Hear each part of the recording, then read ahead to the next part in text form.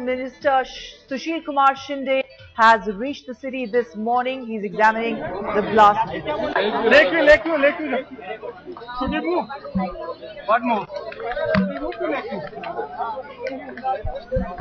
These are the latest pictures that we are bringing to you from Hyderabad. Home Minister Sushilkumar Shinde has reached Hyderabad after 15 people died and close to 80 people were injured in the twin blast that rocked the city last evening. The blast took place in Dilsukhnagar area.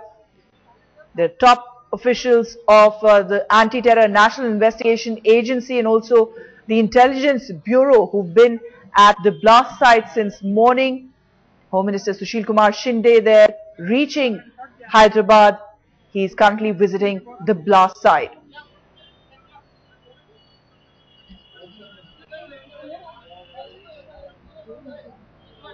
Remember, the Home Minister yesterday said that intelligence alerts were there about a possible terror attack and they were shared with states over the last 2 days, but there was no specific information pertaining to any sort of terror attack in Hyderabad.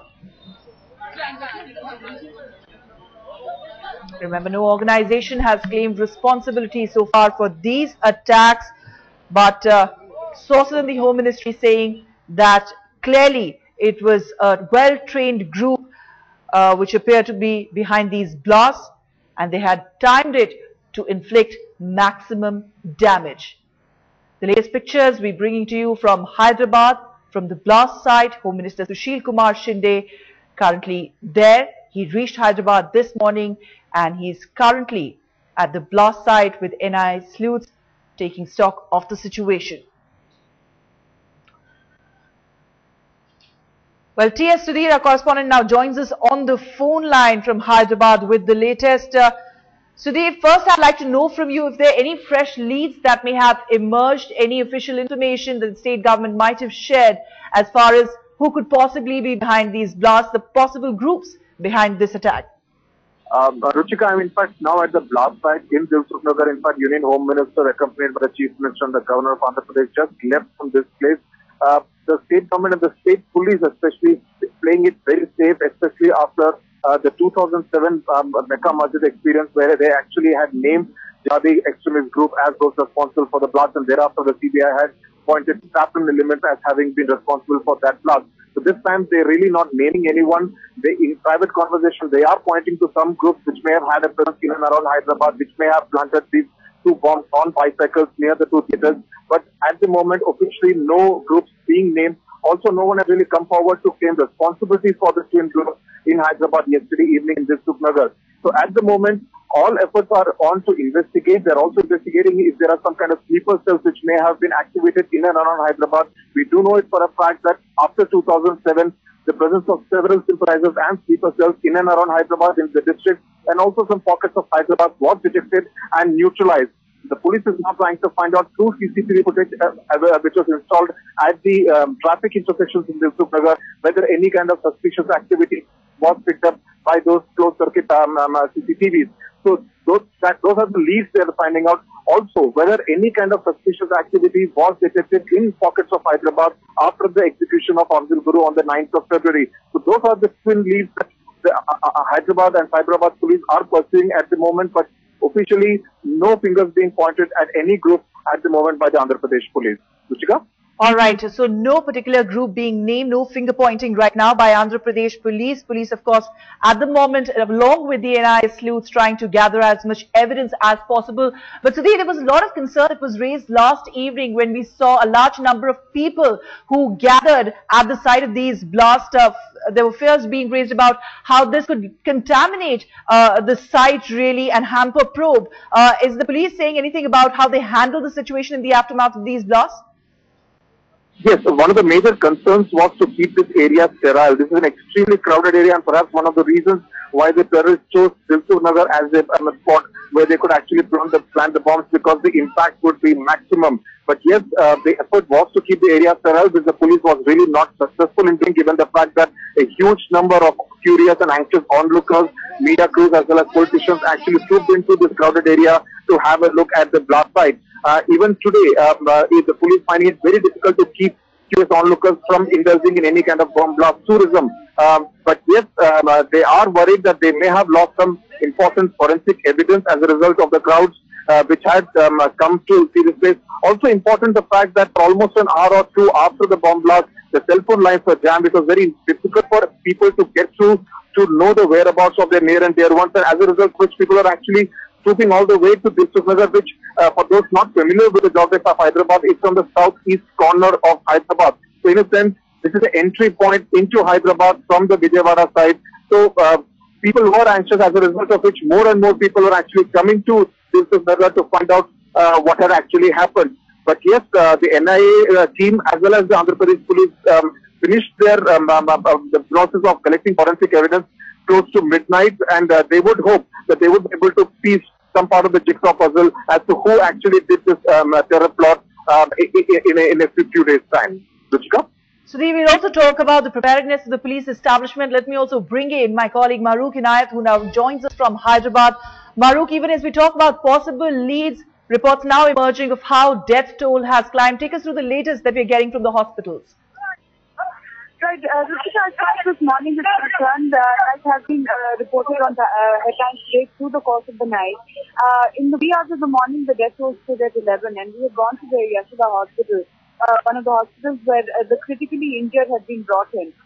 The number at that point of critically injured was at 16, and when we spoke to the doctors there at Yashoda hospital, they indicated that at least 4 to 6 of them were quite critical. Unfortunately, through the night and today morning, the information that is coming in is that the death toll is at 15, and there is a fear that that death toll might rise because of the number of critical injuries that are at the hospital. So at this point, the number of deaths stands at 15. We're hoping against hope that that number does not go up. Ruchika? Right, Marooq, if I could bring in TS once again. Sudhir, just take us through the choice of targets here. You were telling us earlier how Dilsukhnagar area has been the target, has been a sensitive area, how there were live bombs recovered from this particular place, which also brings into question the police preparedness after a general alert that was sounded by the centre. After the execution of Afzal Guru, there was a general B-alert kind of notice which was sent by the central government to many cities, including Hyderabad, cities like Bangalore, Nanded, and obviously since the alert was very non-specific in nature, it was not taken with the seriousness that it deserved. In hindsight, obviously that proved very, very costly. But the Andhra Pradesh police, I have been speaking to senior cops here who say that there was no specific intelligence input which it received from the centre. Having said that, Dilsukhnagar has seen a terror attack in 2002 where a scooter bomb went off near the Sai Baba temple here, killing 2 people. So Dilsukhnagar has had a history with terror attacks in the past.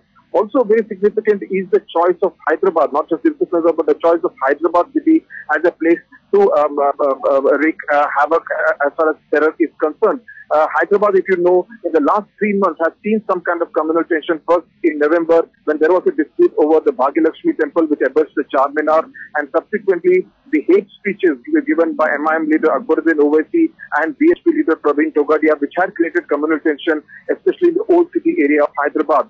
This terror attack seems to be some kind of an attempt to take advantage of those fissures between the two communities and probably create some kind of tension and law and order problem in the in different pockets and areas of Hyderabad. So given that, it's very, very important for different politicians of both communities, religious leaders of both communities to ensure that things don't really get out of hand in different pockets, different sensitive pockets of Hyderabad. Right, that's very significant, Sudhir, what you're talking about, how terrorists could have actually taken advantage of the tension that's been built up in the area because of the hate speeches that was delivered by Togadia and Owaisi. But apart from that, also the challenge after Afzal Guru's hanging. Also take us through the immediate challenges that the investigators face and what are the crucial leads that they'll be following up on immediately? The first and foremost is the fact that of collecting crucial forensic evidence. It seems to be the handiwork of some kind of a group which is considering not a very high, it was not a very high intensity blast, but because it was a crowded area, the casualty figure has been high.